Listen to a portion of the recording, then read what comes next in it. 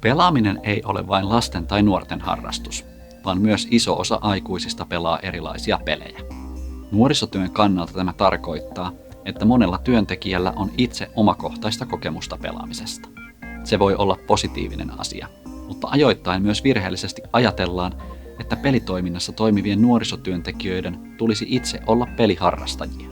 Nuorisotyöllisen pelitoiminnan kannalta keskeistä on työntekijän halu ymmärtää pelaamisen merkitystä nuorelle ja siihen liittyvä kasvatuksellinen asenne. Toissijaisia ovat siis varsinaiseen pelaamiseen liittyvät tiedot tai taidot. Nuorisotyöntekijän työnkuvasta riippuu paljon, kuinka syvää aiheen teknistä osaamista tarvitaan esimerkiksi toiminnan toteutuksessa. Pelit myös muuttuvat jatkuvasti, ja aiheen tekninen tuntemus voi vanheta melko nopeasti.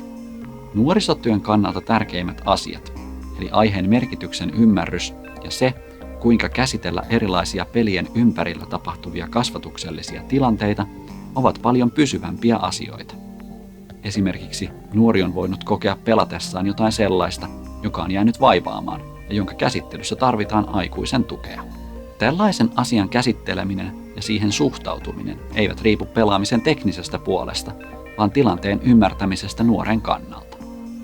Pelit ja pelaaminen ovat asioita, joista jokaisella on luultavasti jonkinlainen mielipide. Mielipiteeseen liittyviä asenteita ei voi antaa ulkopuolelta, vaan niihin liittyy olennaisesti työntekijän itsereflektio. Asenteemme myös pelaamiseen liittyen voivat siis muuttua, esimerkiksi näkemyksen lisääntyessä. Olipa nuorisotyöntekijän tai muun ammattikasvattajan henkilökohtainen näkemys pelaamisesta mikä tahansa, se on tärkeää tiedostaa etukäteen.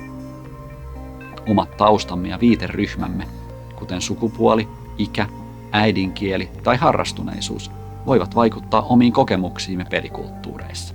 Kantasuomalaisen miehen, kuten minun, kokemukseni pelikulttuureista voi siis erota paljon esimerkiksi naisen tai maahanmuuttajan nuoren kokemuksista.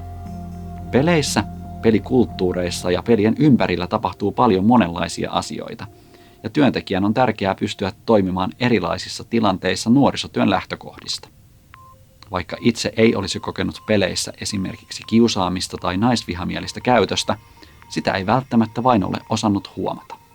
Pelitoiminnan työtehtäviin hakeutuu etenkin pelaamisesta kiinnostuneita nuoria miehiä. Pelaaminen tulee osata nähdä työvälineenä, ja työn lähtökohtana tulee aina olla nuoret tarpeineen ja toiveineen, ei oma kiinnostus tietynlaiseen pelaamiseen. Nykyisin pelitoiminnassa on yliedustettuna esimerkiksi maskuliiniset, poikia kiinnostavat ampumis- tai taistelupelit, jolloin toiminta jo rakenteellisesti kohdistuu juuri poikiin. Pahimmillaan tällä luodaan ja ylläpidetään mielikuvaa vain poikien harrastuksesta. Pelitoiminnassa työskentely ei siis voi olla vain oman harrastuksen jatke, jossa pääsee tekemään itselle mieluisia asioita. Se on nuorisotyötä, jossa tulee pystyä jättää omat kiinnostuksen kohteet ja siihen liittyvät intressit taka-alalle. Se ei kuitenkaan sulje pois henkilökohtaisen osaamisen hyödyntämistä.